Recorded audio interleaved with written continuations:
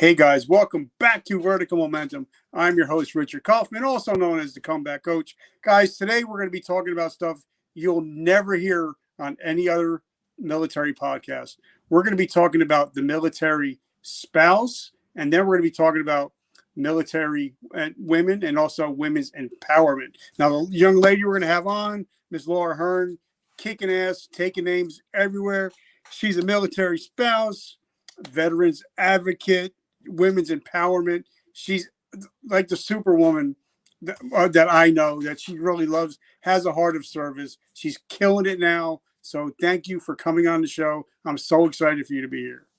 Thank you. Thank you for having me. I'm so excited. Everything that your podcast is about, like, it hits all the wickets. You can tell I'm a military brat turned military spouse because I literally said wickets for all things that I'm passionate about. Now, I want to say, also thank you, your husband, Mike. We're going to have him on the show coming up in the near future. You have two beautiful children also. So I want to thank, you and your husband. And I love military families. So my first question is, because I always forget to ask this question, but for me, it's the most pertinent. What is your definition of resiliency? For me, it's relentless forward motion. It's keeping it moving forward, whether it's at a crawl, at a army crawl, dragging through, or a walk, sprint, whatever it is. It's just keeping moving forward no matter what crap you're going through. Relentless forward motion is my personal motto, and that's what helps me stay moving forward. Okay, now, like I said, I've had, I think, almost 500 interviews, many military personnel, also a lot of female personnel. And, a lot of times, like me and my friend Tammy, which I'm going to have you go on her show, and Annette would have them come on your show. They always say that when they go in a room, of veterans, everybody's like, oh, well, who's your husband? And they're like, no, I'm the veteran. Yeah. And a lot of times women get, they kind of get shunned, or they're like, people don't believe them. Wait a minute, you're a veteran? Yeah. So, I always want to give female veterans their props. So have you seen a lot of that? Have you heard a lot of that? Yes. My first career, and I still do it in my main gig, I guess, I don't know, lack of a better word there, is working in financial services. And when I look at all of the events that are put on by the service, by veteran groups about preparing for retirement, for transitioning, for all these things, it is primarily good old boy club associations and has that feel. And a lot of women veterans don't feel welcome. It's not whether they are welcome or not. They don't feel welcome. So they often feel left out of those conversations. And I've really taken the time over the last 10 years to reach out very specifically to women veterans to learn more about their specific concerns and challenges when it comes not just to like military life, but their family life as well while in the military, and preparing for getting out of the military and the different challenges as women they have in the service, in balancing all of that. And ironically, as a military spouse, there's still a lot of parallels with that when you're also trying to be a military spouse with a career alongside of those women veterans and active duty service members.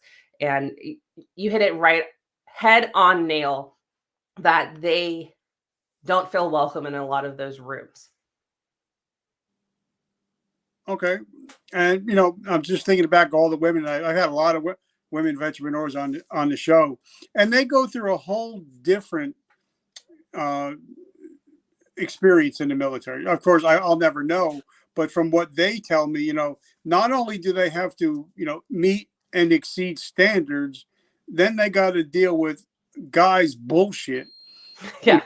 Because, like you said, we're going to be real on here. Guys saying stupid stuff and then sometimes doing stupid stuff.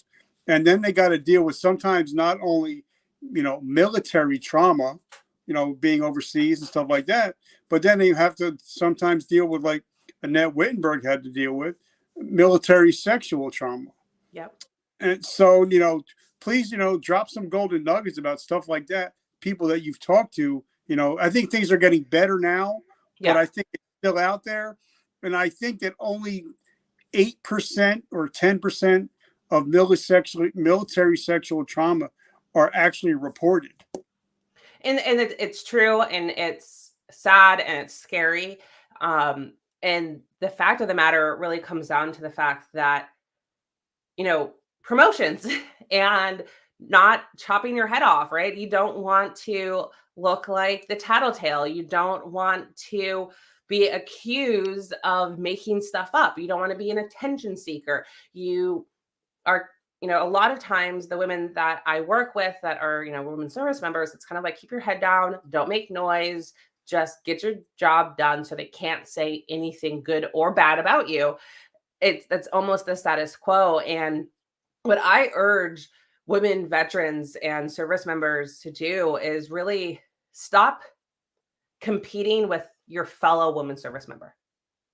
This is something that is catching on in the corporate world, in the entrepreneurial world outside of the military, is more collaboration rather than competition.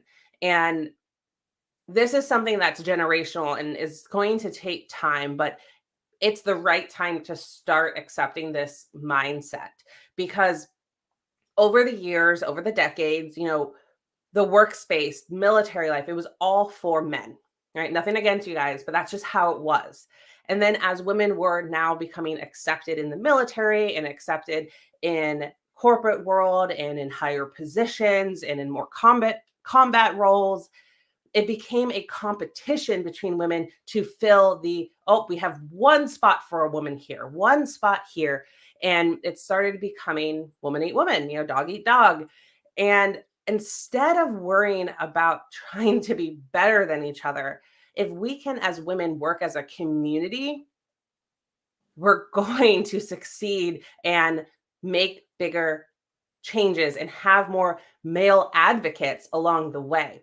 Less about the Me Too movement, but more of a collaboration movement, because together we can make a bigger impact. And that's while you're on active duty, or as you're a veteran, and also for military spouses, we get isolated in this journey so much because it can be a very lonely journey of moving so many times, changing commands and bases and geographical locations. But the one thing that I've learned from military life is that the military just gets smaller and smaller the longer you stick around in it. But if you form a community, a subset community of people that truly do have your back or have your six, then nothing can hold you back.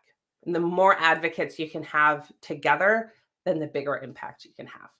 And one thing that just brought me back, and it has nothing to do with what we're talking about, but everything to do with what we're talking about. I interviewed a coach.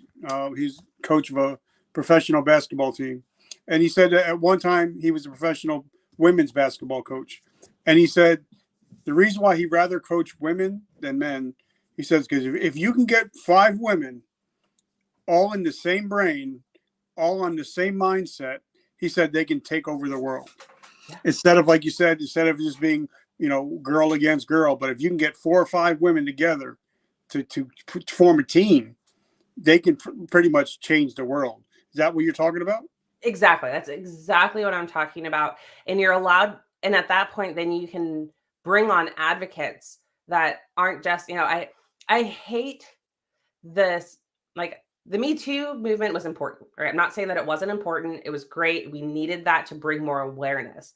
But where it has gone a little bit too far is that it's like an anti-man movement. And if you're trying to get any type of legislation or idea, mindset change to get done, you cannot intentionally exclude anyone. The more advocates you can have on board to say, yeah, this is wrong and this is things we need to do to make this better, the better. So stop saying no boys allowed and allow them to come in to be able to help you, because the environment that we are currently in both corporate America and in the military and everywhere in between, is inherently built for men. But the world is run by women. I mean, statistically speaking, 51% of the wealth is actually handled and managed by women, not men. And that's something we need to remember. And that impact that we can truly make as banding together, not just as women, but as humans. Well, and like you said, my wife has known me for over 40 years, and I may be the sergeant, but she's the general. But like you said, she's known me since I'm a kid, and that's why it's something I want to talk about. Being CEO and a business owner.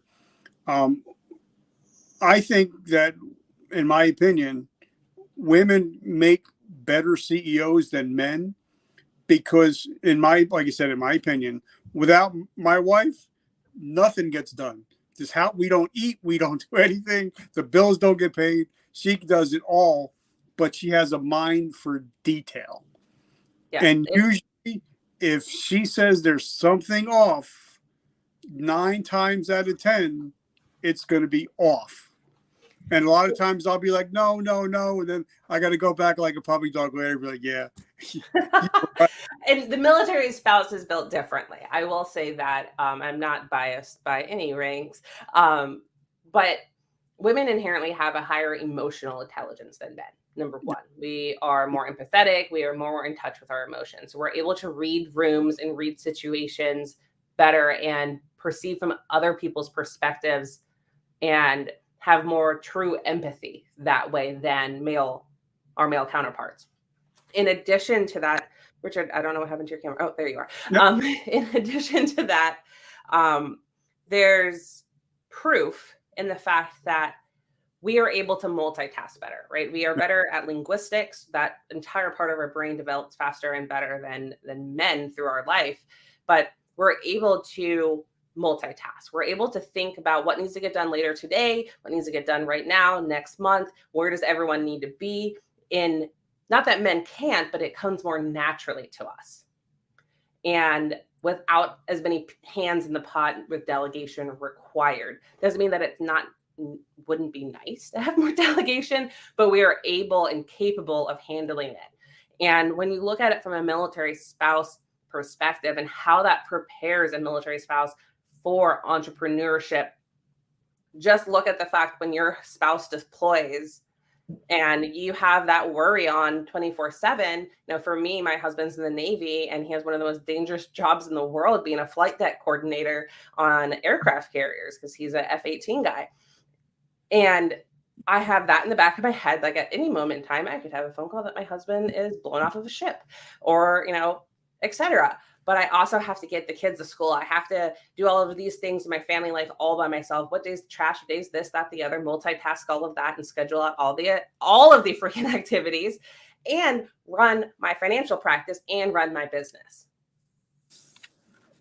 And I would not be conditioned to be able to go through the highs and lows of business life if it wasn't for the training that I went through of over a decade of being in a military relationship.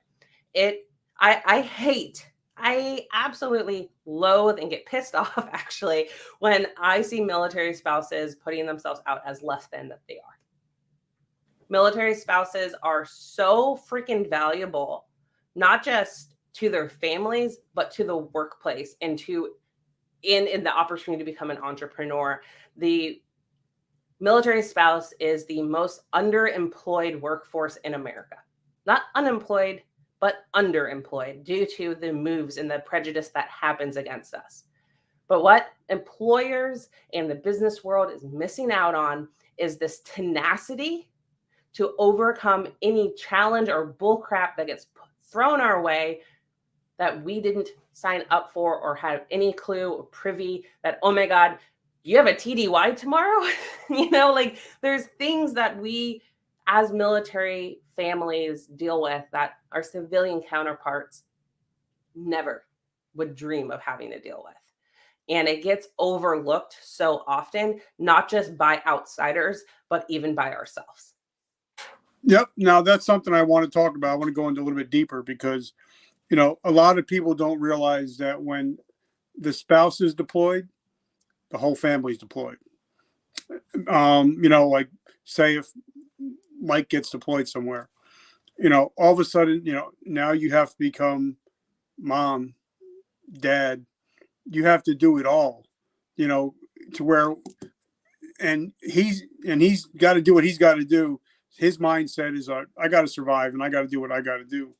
But now you're taking care of the whole house and also watching the news, watching the ticker, always worrying about, you know, is Mike okay? But now, one thing I want to talk about that it never gets talked about.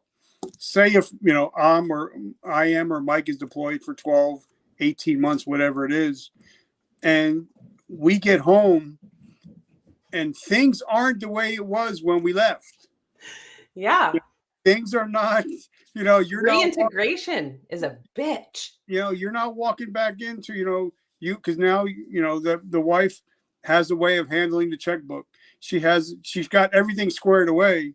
And, you know, now you've been like, for me, for the first nine years of my daughter's life, I only got to see her for 2 hours a day. So it was always mommy, mommy, mommy. Yeah. And now, you know, daddy, you know, has to figure out, where do I fit in again?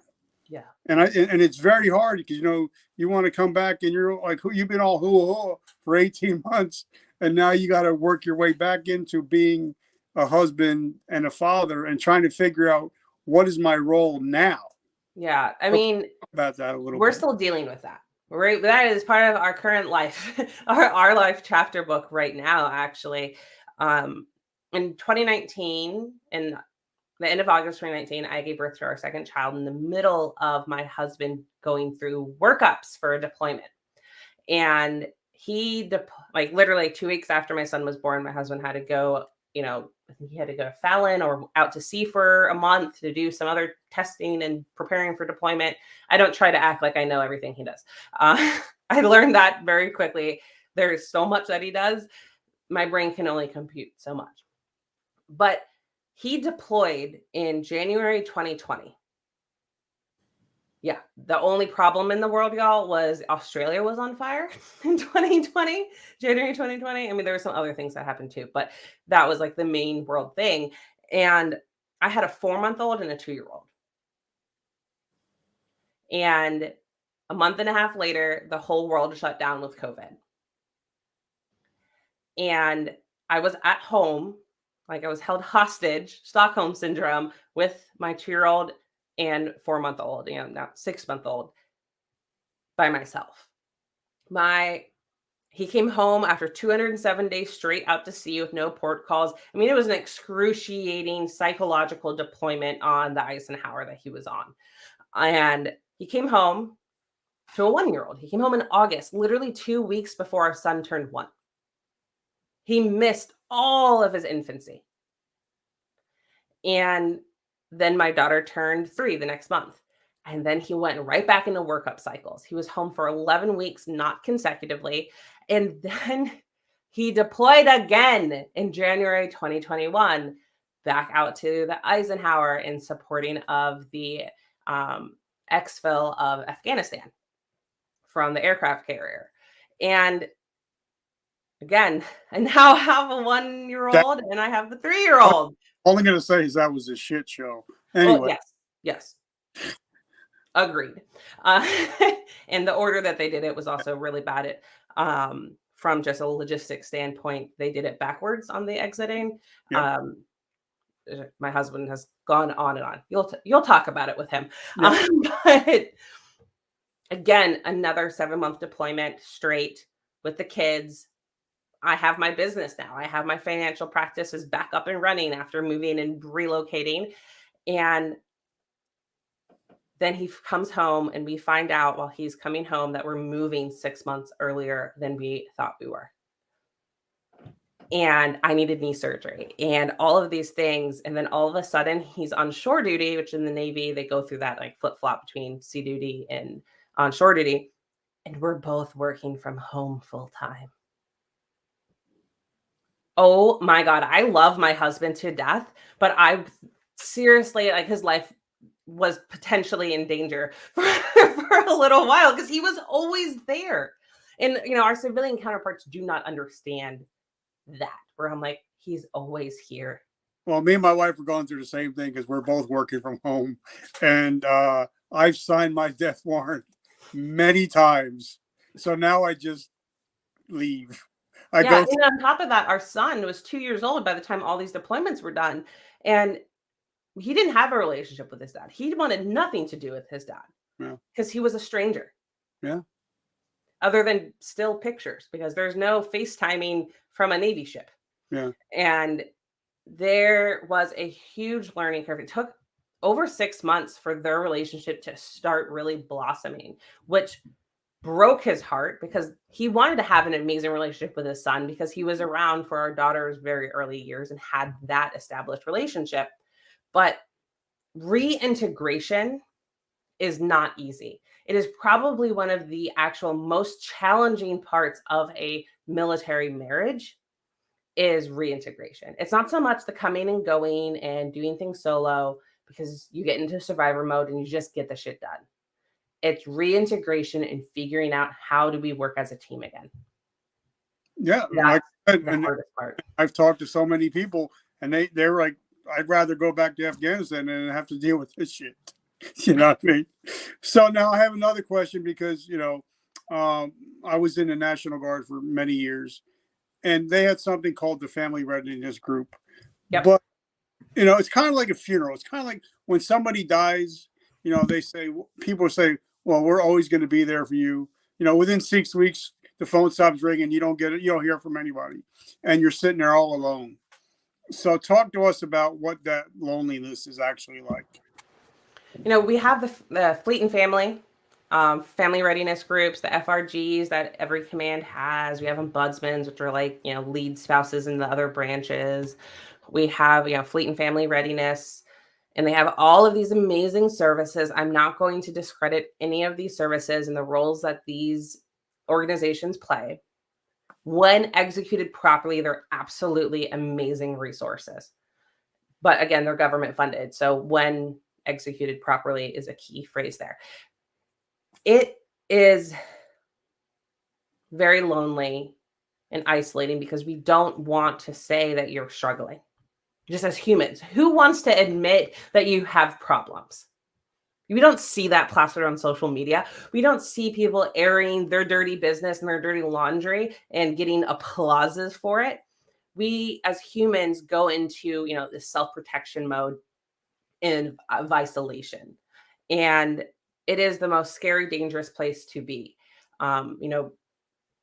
Going and getting help is important. Finding communities. The community that got me through these 2 deployments while having very young kids was Stroller Warriors. So huge shout out for Stroller Warriors. It's a military spouse running group, and you don't actually have to be an avid runner. You could literally just be a walker. It's all about community, and you have women from all different branches. And almost every single duty station, there's a Stroller Warriors branch. There's no membership fees or anything. They meet up at parks and club, all over the place.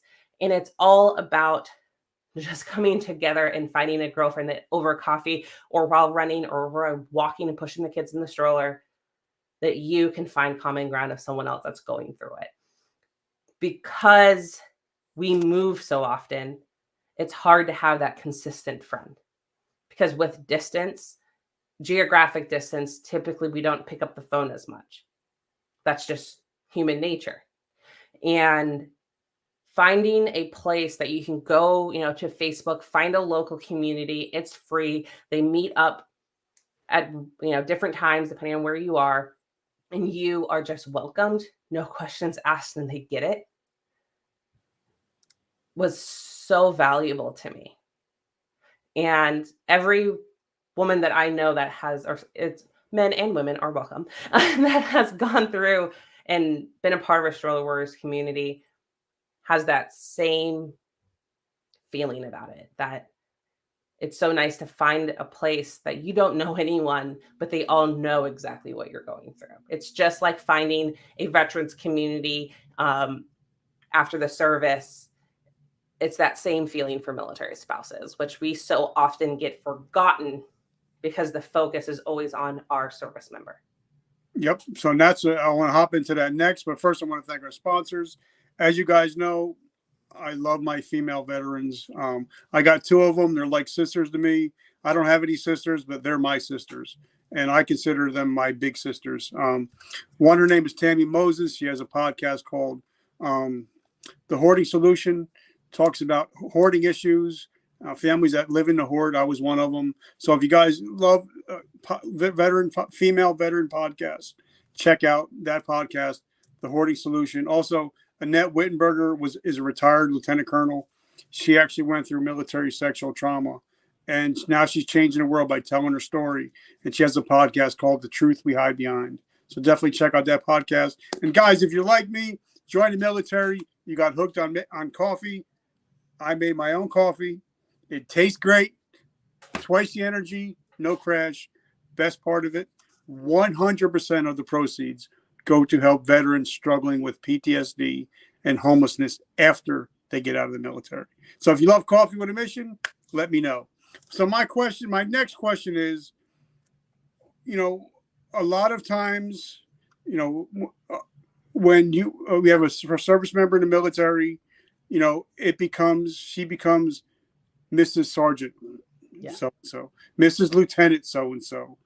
And sometimes it's just like they don't have their own identity. Yeah. And I think that's something that I want to harp on now is, I think they have to find their own identity. And like one of my friends says, sometimes you have to learn to be your own hero. Yeah. So please talk about that, that you're not just, Michael's wife. You have your own, you know what I'm saying? You have your If only it was that simple. No. It's true. And it can create resentment, right? As a military spouse, you're following, we often find ourselves following our husband's career and, getting up and moving so that we can get that promotion or that really cool duty station that's really going to help him promote on that next place, and so on and so forth, where, we serve them, right? We are proud of our, spouse's service, and we are there for them. But what happens is that we lose our identity. We sometimes just give up on the career that we were working so hard for, that we went to school for, because it's just hard to maintain that career. The plus side to COVID is that this whole digital working space has solved a lot of problems for military spouses and being able to maintain their careers. But that's still a new thing. That's a newer thing. But as someone who's been in a military relationship, in marriage for over a decade, that's very new. And I have seen the resentment. I have seen the resentment of officers' wives, enlisted wives, those that married very young and had kids right off the bat, and then never felt like they enjoyed and had their own lives because they were always just a mom and a military wife. It's so freaking true. And how I've gone through my phase of resentment. I had a government job coming out of college. And my husband, or fiance then, now husband, got orders to Miami at the recruiting station, and I couldn't transfer my job. So I ended up as a hostess at a hotel's restaurant. Yeah, I went from a government job to a hostess. There was a huge potential for me to just say, screw this, I'm not marrying you, or I'm not doing this. I just gave up so much. I'm just going to go back to Virginia and have my career. Sorry, not sorry. I'm not willing to give it up. But instead, I took that challenge as a personal development. All right, something new adventure. And every single duty station has led to who I am today. Whether it was an amazing duty station or a catastrophe of a duty station, because we all have had those where we thought it was going to be great, but it wasn't. Or the ones, we've also had the other ones we thought oh, this is going to suck so bad, but it was so awesome. We've all had both of those spectrums of duty stations. But my biggest piece of advice to a military spouse that's going through the throes of resentment and feeling lost in who they are in the space of their spouse's military career is stop thinking of yourself as a segment of your spouse's military career. You are still you. And Your life is your life. It's not anyone else's life. It's yours. So what are you going to do to find fulfillment in what is? Because I mean, yes, you could leave, you could get divorced, you could just say, screw it, I'm not dealing with this anymore. That's not an option for me. I love my husband and I'm sticking through it. I stick through the suck, guys. And if you're wanting to stick through the suck, remember who you are. Like really take that moment to self-reflect on that and what you want in life. What brings you joy? Because we're all, I don't care if you're the admiral's wife or an airman or seaman's wife or a private's wife, you deserve to be happy, fulfilled, joyous, and living a life that you enjoy. All You right, just have to take the time to find it. then I have a question because I believe, because I had one of the world's biggest sports agents come on the show on Friday. He's the real Jerry Maguire. They actually wrote a movie about him, and we were talking about Tom Brady and Giselle. Yeah. And it seems like he wants to go for another year. He doesn't want to hang it up. He doesn't need the money. Obviously, she's worth like 10 times more than he'll ever be worth. But he can't seem to give it up. Yeah. And I think there's a big parallel between the military and sports people. So what do you have when you are the wife or husband of somebody that's in the military that they've done their 20 years or whatever, but they want to keep going, and you start to feel that resentment. It's like, all right, you did your 20. Now what about us? Yeah, no, that's a very, very valid thing. And I have been, I feel for Giselle as a military spouse who has seen that, especially when, my husband's senior enlisted and giving his all and training up his younger sailors and all of that, and the passion that he has for service and for what he does. But it puts a toll on the family, right? Whether it's, and my husband's cousin is actually retired from the major leagues, and I actually had this exact conversation with his wife earlier this month, actually, like the comparison of the comings and the goings, and are you here or are you not here? Like let's figure this out. And the best advice that I can really give someone that's dealing with that level of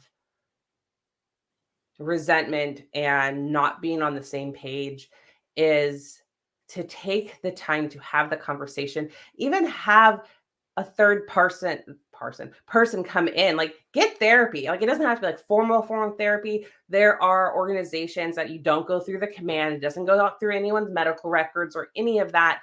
And I just completely forgot the name of the organization as I said it, as I started talking about it, that does reintegration, does military resilience training. And it is specifically to tackle these unique strategies. And communication is the most important part. My husband was a lifer until we had kids and he did back-to-back deployments. And he said, I don't care if they try to throw another star at me, because he's a senior chief. No. He made his enlistments all line up that he can walk out into the sunset at 20.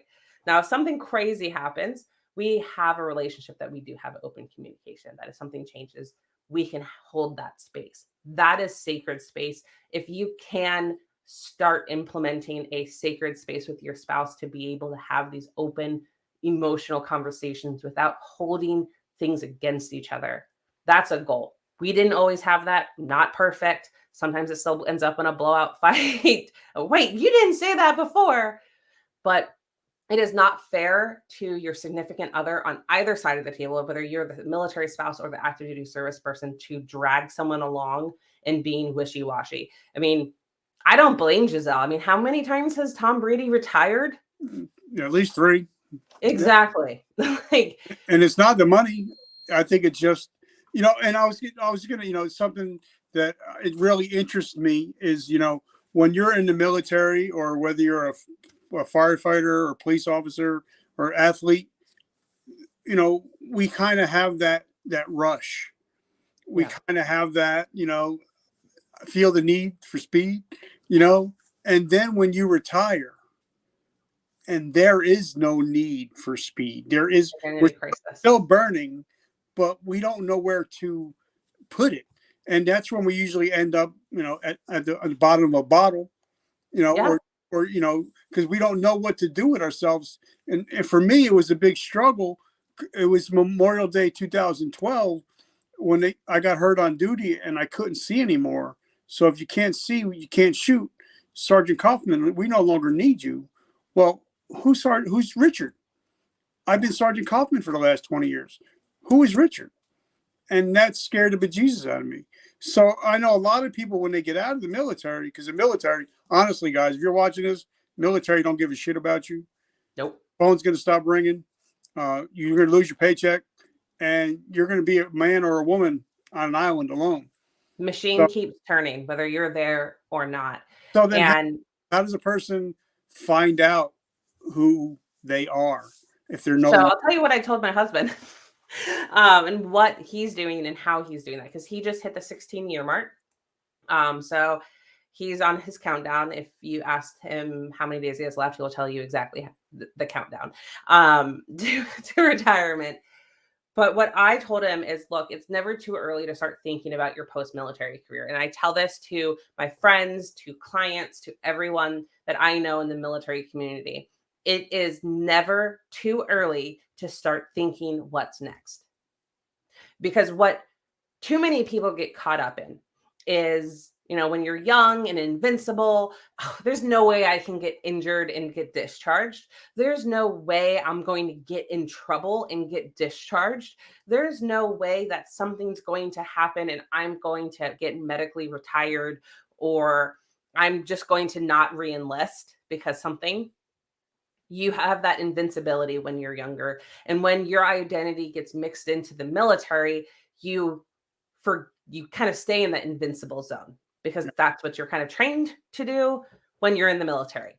And if you never take the time to think, what happens if this just ends? Or who am I when I take this uniform off? Are you still Sergeant Kaufman every evening after duty when you take your uniform off and you're with your kids? Or are you Richard then? Who is Richard when he's home with his kids? Yeah. What makes Richard happy? Yeah. Starting that thought process early as humanly possible doesn't mean you're giving yourself a disservice to your service. It's just being thoughtful. Because one of the things I also see with those that have PTSD and have a harder time post-military career is that they never thought who they were outside of their uniform. Yeah. Even at home, they still had their uniform on in their brain. They never turned it off. And I challenge military service members everywhere. I don't care what your MOS rate, rank, whatever is, to think about who you are when you're not in the mess hall, when you're not on duty. What is it that truly brings you joy in life? And if you could guarantee that joy for the rest of your life, what would it be that you would be doing to ensure it? And that's something I can totally relate, because I attempted suicide. Thank God it didn't go through. But then I had a doctor's appointment that next Monday, and I sat and I said, honest, I said, I got to reinvent myself. I got to reimagine myself, but I don't know who myself is. Yeah. So a lot of it, I had to go back and start going through some therapy and all that stuff, and write a best-selling book and all that stuff, because I had to tear back some of the scabs to heal. Yeah. I sent my husband the book Unfuck Yourself while he was on deployment, because it helps change the mindset. Because when you're in the military, they don't want you to be a thinker, a visionary. They don't want that. They do not want that. They want the war machine to keep going and you to take orders and do what you're told. That's just what it is. I don't care what your rank is. They don't want visionaries. And once you start breaking down that thought processing and identifying who you are, your life will completely change. And I I also love the audio version of Unfuck Yourself. If you haven't checked it out, check it out. The author's Scottish, but he doesn't have like an intelligible Scottish accent. But there's nothing more awesome than having a Scottish man telling you to unfuck yourself on repeat while explaining the head trash you've been telling yourself. So I sent my husband, the 10X, books from Grant Cardone. I sent him the Unfuck Yourself. I sent, Why Nobody Gives a Crap, like all sorts of these types of books that spoke to him in his type of language, less like, oh, how do you help yourself philosophy, so that he could shake himself up and realize his own true potential out of uniform. Yeah. And that's important. I've been studying the book by Mr. David Goggins, You Can't Hurt Me. It's because we can, military, we have our own jargon, no matter who you are. We can, one military person to talk to another military person, tell them to go unfuck themselves, and we'll be like, okay, you're right. Got you. But the civilian says it, we totally get our ass up in the air, right? Mm-hmm. So for me, like I'm not a professional at all. I've had over 500 interviews so far. I'm only a ninth grade dropout, but I found that when an adult acts out, it's usually because of trauma, from the ages of 3 to 13. Then you add alcohol to the mix, not all the time, but a lot of times. And then you add war to the mix, and it becomes a perfect storm. Yeah. And nobody can tell you how to get out of the perfect storm unless they've been there.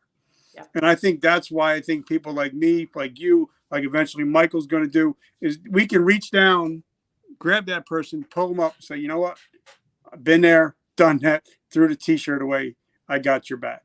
Yeah. Right. I mean, as someone whose parents suffered from PTSD from their own service, whose his dad had PTSD from World War II service, and so on, and my husband having his own PTSD journey while still on active duty and seeking help, which service members, seek help before you get out as well. Like, it's so important to your quality of life in your family life.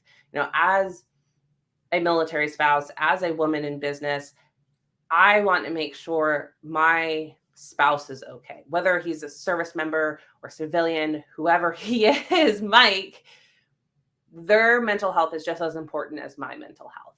And having a marital relationship where you can have that conversation is important. And if you can't have that conversation, then you need to start looking for resources.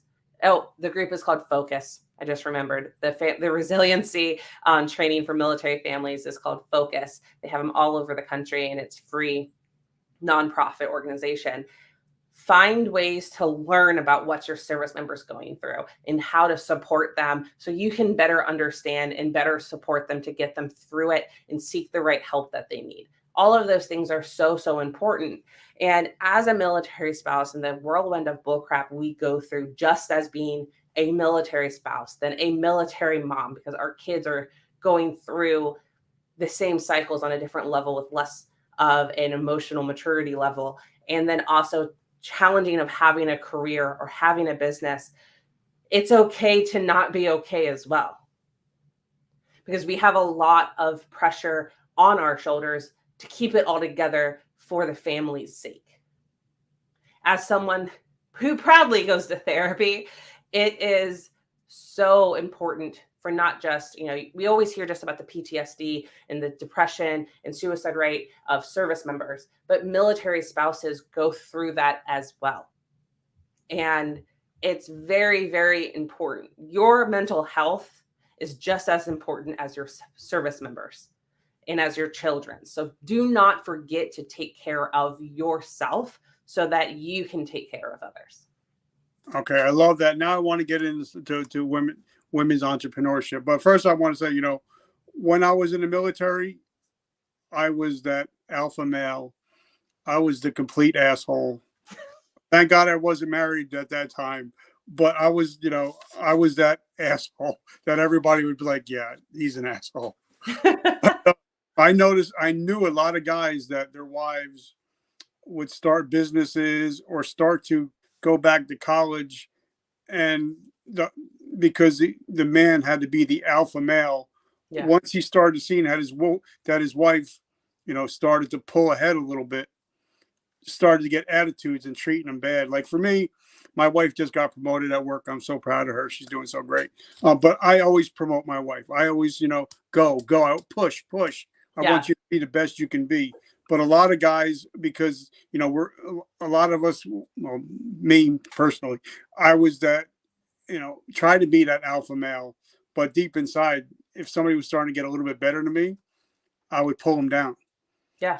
Have you seen that a lot in your dealings with women entrepreneurs? And Yeah. I mean, I have in my clients, as a business coach, I have sat down with so many women entrepreneurs that's like, my husband doesn't get it. He doesn't have an abundance mindset. He doesn't understand what I'm trying to build. And then a resentment starts setting in from both sides. And, I have actually one of my really, really good friends, her spouse, ironically, is a veteran, a prior service member who got out because he wanted to do more than just the military, did his obligation, got out, went as a government employee, but she went entrepreneurial. She had a corporate job, was doing amazing, but then went the entrepreneurial route after they had kids and has a successful business. And he started getting jealous and starting doing like little sabotages to make her life more and more difficult because he was jealous of the success and the happiness that she was achieving in her career, in her life. And instead of sharing it as our life, he was viewing her as an adversary. And it makes me terribly sad when I see those things. And, in the moment of it, I feel like things have gotten to a point that built up to that. And the individuals have to be able to have a conversation and figure out a way to heal that and move forward, get the other person on board to the growth mindset. I am not a, pro divorce individual at all. I'm someone that like there's a way to solve this, but it's not easy and work has to be put in. Me, on the other hand, with my spouse, he is such a cheerleader that he's obnoxious sometimes. That I'm like, okay, I get it. You're really proud of me and I'm going to do really great things, but can you please shut up because you're putting entirely too much pressure on me to do amazing. So just shh, pretend like you don't care for like a week, please. So I sometimes have the opposite where he's just like my ultimate cheerleader, hoorah, rah, where I'm like, I get imposter syndrome from that sometimes. Like he thinks I'm all of this and I don't see that yet. So it's important to have that balance between like ultimate support to an obnoxious point to resentment. They are two extremes that can lead to the same resentment feeling, like competition versus extreme cheerleading. But now a lot of people that listen to this show are veterans. They're Yep. veteran entrepreneurs. And a lot of us, we get out of the military, we're going to start a t-shirt company, hat company, liquor, coffee. I did 3 out of 4. But, we never sat down and had that hard conversation at the kitchen table that I'm going to start a business. And, and then $10,000 later, we don't know what the hell just happened. And now we got to have an even harder conversation about how I just screwed the pooch. You know what I mean? So, Yeah, I mean, all of those things always trickle down to communication and making sure you and your spouse are on the same page. And it's okay to not always be on the same page. Trust me, we're all human, but it's always coming back down to being okay with being wrong and admitting to your own faults. Like, I totally screwed up and dropped this much money here and I fucked up. Like, you need to be able to say, I fucked up.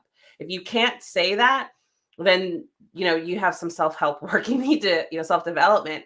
And when you look at, women in business, women veterans in business, there's a tenacity, a grit that they're able to go through just by what they have already built through. Military spouse entrepreneurs, we have gone through as women, just womanhood on its own, which is its own pain in the ass.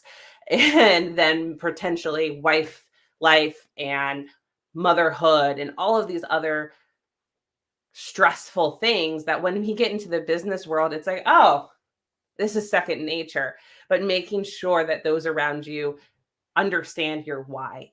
All starts with you understanding your why. Like, you start a coffee company, you start a t-shirt company, you start a podcast, you start a coaching business, you do all of these things. And so many of them have a greater purpose, but you're just like doing these things because, you know what, I'm going to make money. I'm going to do this. I'm going to do that.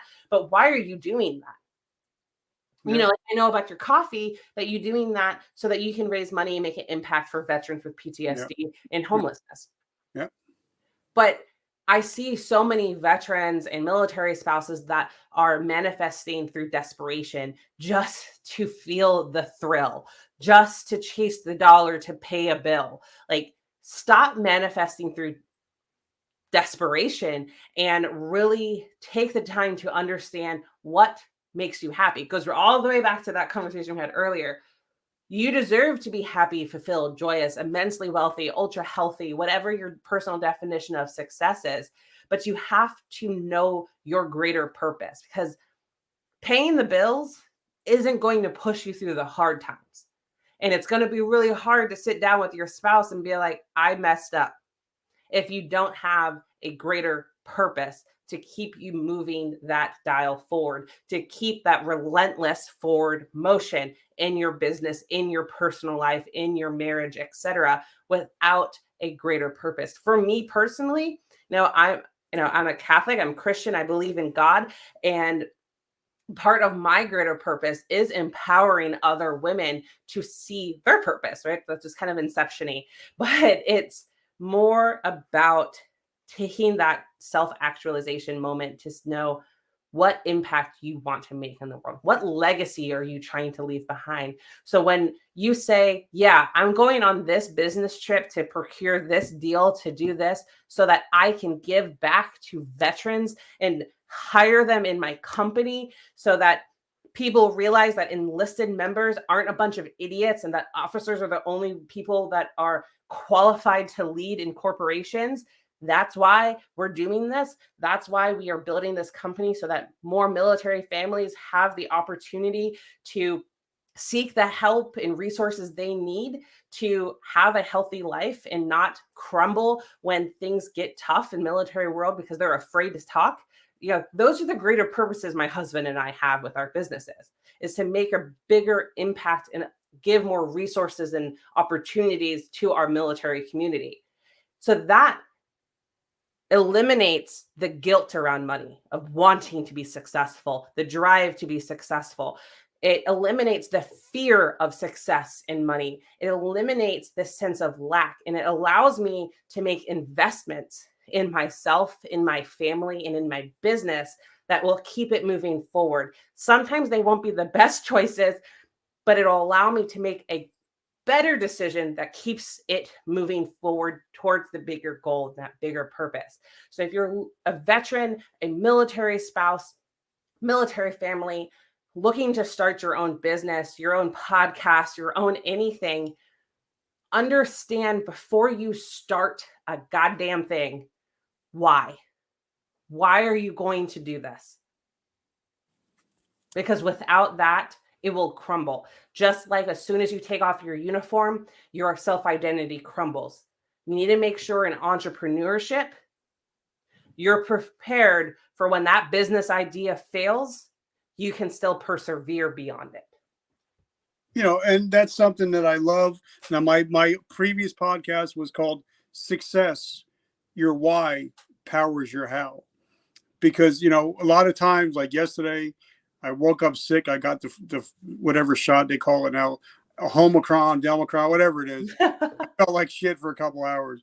But I knew I had to get up. I had a podcast I wanted to put out to the world, because I know that somebody out there, even if it's one person, they're looking to listen to the one show. They're looking to get some motivation. They're looking to find a golden nugget.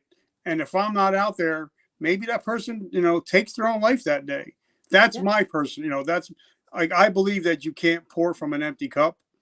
So I believe, the more, like you said, the more of a mission you have, when you get tired, when you're broken, when you're lonely, if your mission's not strong enough, you're going to quit. And for me, the podcast, like I said, we're in our third year. We're finally starting to make some money. but it's not about the money now. Now it's if somebody texts me, Rich, I need some help. All right, I'll send you. I got you, but don't tell anybody I did it. You know what I mean? I'm able to actually start giving back and changing the world because of what I started 3 years ago.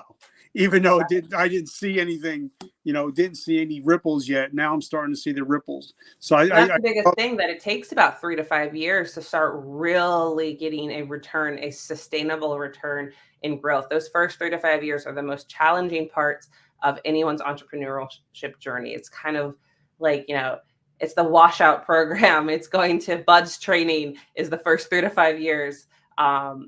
It's the equivalent, right? Is going to, spec ops training. It's important to understand that and recognize that hardships are going to happen so that you can do great things. It is one of the biggest realizations I had was just understanding my own why.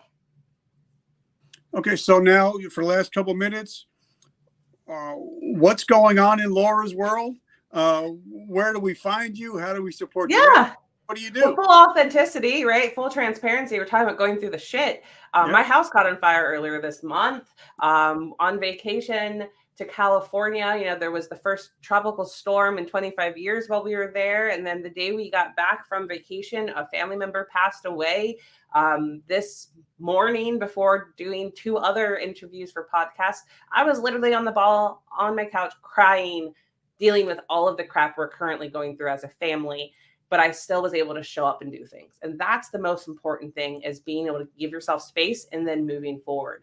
And to kind of keep track of all of the things that I'm doing, the easiest places to keep in touch with me is on Instagram, Money Mindset by Laura, which is also like my Facebook handle. And it's very like copy paste to other places, and LinkedIn. Those are the 2 primarily social media places that I'm at. And you're able to access, and sign up for my newsletter and really keep up with all things, women's empowerment, overcoming money blocks and mindset challenges. That's what I'm obsessed with doing, and doing it in an educational and empowering way, all with transparency. I'm not going to pretend like I'm perfect, because I am far freaking from it. And I'm here to share my wisdom, my expertise, and help you understand your definition of success and to get there, whether it's through financial services or through business coaching and mentorship. That's what I do, is all about education and empowerment to my communities.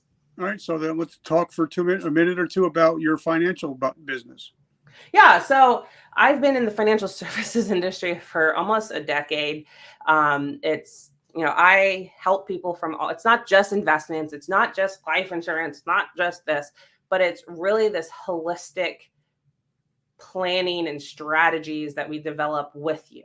So it's about understanding where you are and where you want to be, and that it's not overnight. It's the exact same strategies I use in coaching, right? We can't magic wand anything. So what can we do to help improve that path, decrease the learning curve, and get you set up for success over the long haul? So I work with primarily military families and women in business. Hey, that's exactly my niche. That's my people. That's my community. That's who I am and who I love to work with, to prepare for military transition as early as the first 5 years of service. And if you've already separated from the military, making sure what you have now and what you're doing moving forward is in line with what you have, and that you truly understand your retirement benefits and what stays and goes and what you forgot to select, and how we can fill in those gaps. That's what I'm passionate about, is that education portion, because TAPS sucks. And being someone that is military, that has helped my own father with his own military transition and government employee transition, and navigating the federal employee retirement system as well as the military retirement system, and now with that crazy new blended retirement system, navigating what the hell you're supposed to be doing and how to leverage it for you, specific to you. There is no cookie cutter plan. I've worked for a company that did that and I left there running. And I encourage you to, I don't care if it's me or whoever you work with, that they listen and sit down with you to curate something that's unique to your family and your family's story. I love it. Laura, thank you so much for taking the time out, knowing you're going through a lot of crap right now. So guys, make sure you follow her. I have five IG pages, and I followed her on everyone. So she's going to start seeing a bunch of likes and hearts and stuff like that. So make sure you, and especially her LinkedIn page is truly amazing. She has it optimized so where you can learn a lot of different things. So definitely check out our LinkedIn page. Laura, thank you so much for hopping on today. Thank you guys so much. Thank you, Richard, for having me here. It's been a blessing. And I just want to thank your entire community and your audience for your service and everything that you've done for our fellow military families and for the service to our country. And I can't wait to have Mike on. That's going to be that'll be a treat. So guys, thank you so much. Make sure if you love coffee, make sure you write coffee in the comments. Thank you for the Truths We Hide Behind podcast. Check that out. Or if you have somebody struggling with hoarding issues, check out the Hoarding Solution podcast. Guys, like my t-shirt says, today I decide. Those are the three most important words in the English language. You can decide to be a victim or a victor. That's up to you today. You don't have to be the same person when you go to bed tonight, the same person that woke up this morning. So I just wanted to say that. Thank you so much. And like Booker T. Washington once said, and Oprah says it, the best way to help yourself, help somebody else. All right, guys, I love you.